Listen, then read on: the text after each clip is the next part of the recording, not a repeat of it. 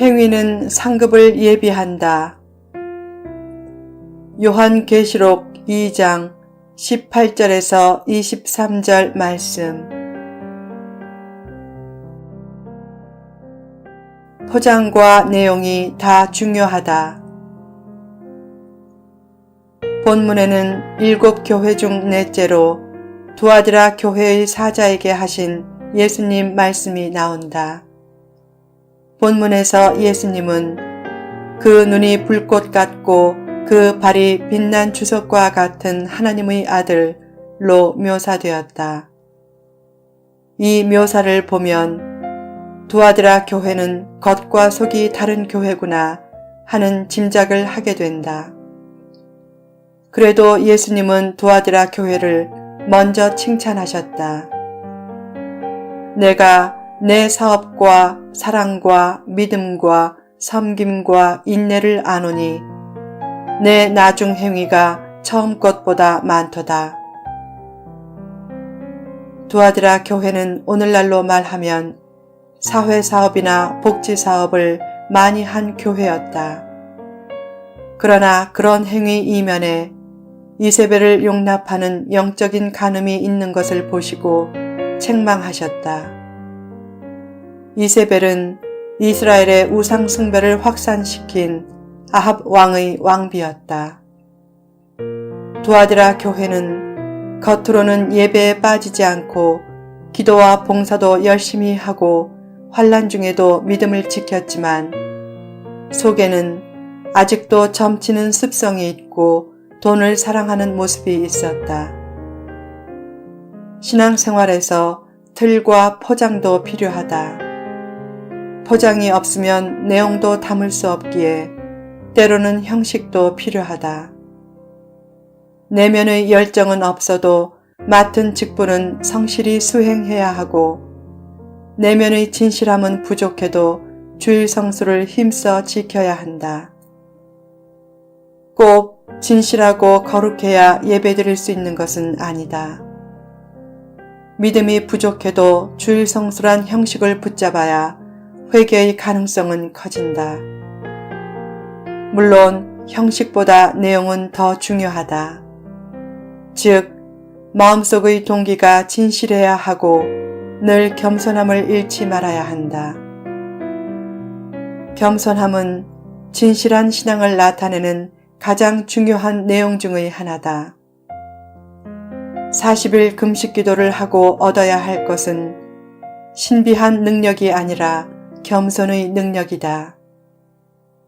40일 산 금식 기도를 하고 기적과 능력의 종이 된 것처럼 행동하거나 신령한 산신령이 된 것처럼 행동한다면 그런 금식 기도는 안 하는 것이 차라리 낫다. 신비함과 기괴함과 특이함을 통해 자신의 영성과 신령함을 나타내려는 태도는 교만한 마음의 일단이 드러난 태도다. 성령 충만이나 신령함을 오해하지 말라.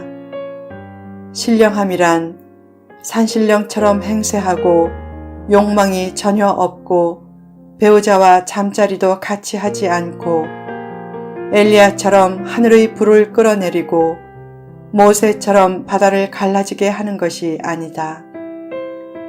신령한 사람이란 인격이 좋고 가정과 일터에서 자기 자리를 잘 지킴으로 칭찬과 존경을 받고 헌신할 줄 알며 말씀과 기도를 가까이 하고 기꺼이 나누고 선교함으로 하나님을 기쁘시게 하고 하나님께 영광 돌리는 정상적인 사람이다.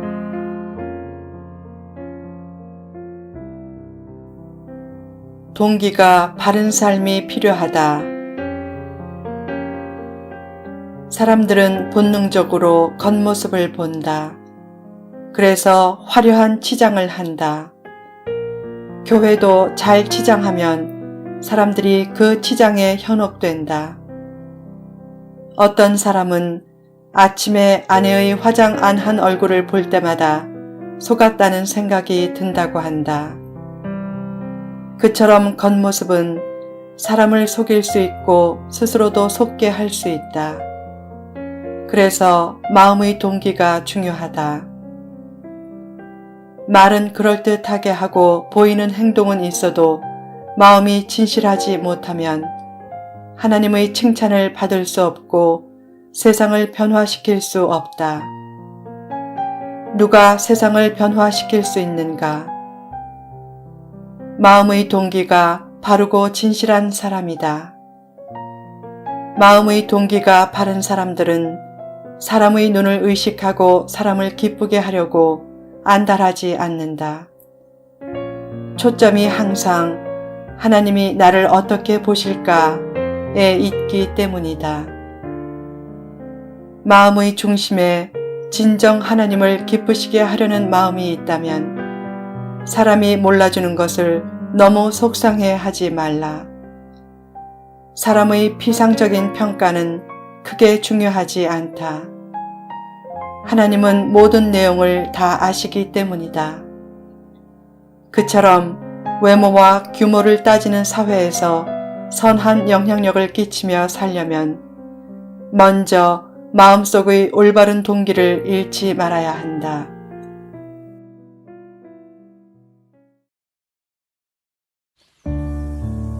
예수님은 내면의 진실이 부족했던 두아디라 교회에 몇 가지 권면을 하셨다. 가장 중요한 것은 회개다. 예수님은 회개할 기회를 줄 때 회개하라고 했지만 자기 음행을 회개하지 않았다.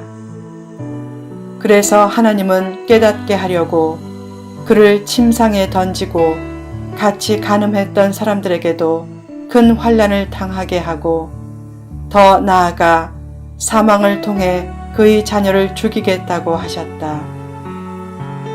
하필이면 왜 자녀를 죽이겠다고 하셨는가? 자기 잘못으로 인해 자녀가 고통당하는 모습을 보는 것은 부모에게는 가장 큰 고통이기 때문이다. 살면서 겪는 각종 환난들은 사실상 모두 회개의 기회다. 환난을 회개의 기회로 삼고 마음과 뜻이 하나님께 합당하게 되도록 힘쓸 때 하나님은 넘치는 보상을 내려주실 것이다. 본문 23절 하반부를 보라. 모든 교회가 나는 사람의 뜻과 마음을 살피는 자인 줄 알지라. 내가 너희 각 사람의 행위대로 갚아주리라.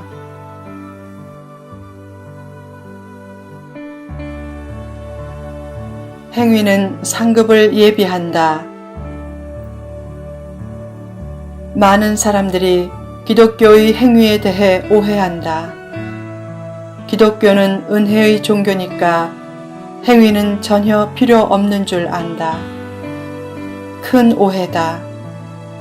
하나님은 성도의 행위를 살피시고 행한 대로 보응하시거나 혹은 보상하신다. 물론 행위가 구원과는 직접적인 상관이 없다.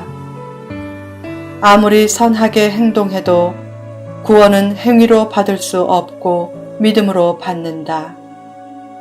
그러나 구원받은 성도의 보상과 상급과 보응은 그의 행위와 눈물과 땀과 정성에 따라 크게 달라진다.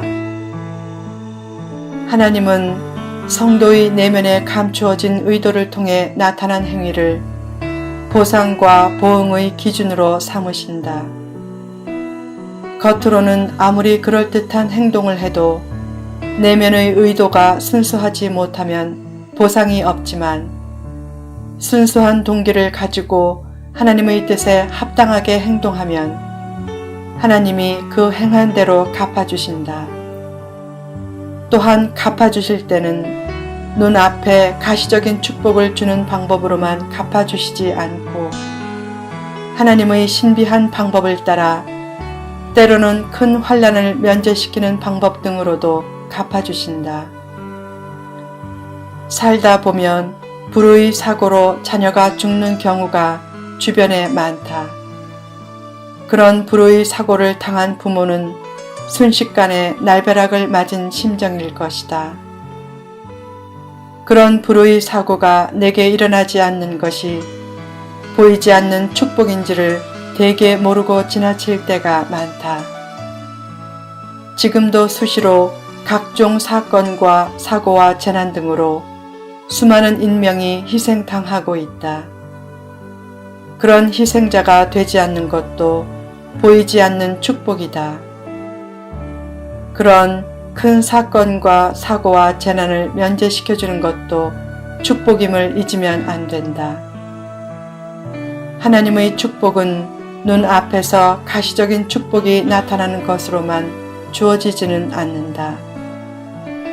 때로는 미래의 자손만대까지 미치는 보이지 않는 비가시적인 축복으로 갚아주실 때도 많다. 그런 하나님의 비가시적인 미래의 은총과 역사까지 신뢰하라. 하나님은 성도의 수고와 정성과 땀과 인내와 기도를 반드시 기억해 주시고 갚아주신다. 갚아주실 때는 사람이 알지 못하고 보지 못하고 느끼지 못하는 방법으로 갚아주실 때가 많다. 지금 인류의 3분의 2가 아브라함을 믿음의 조상이라고 여기고 있다.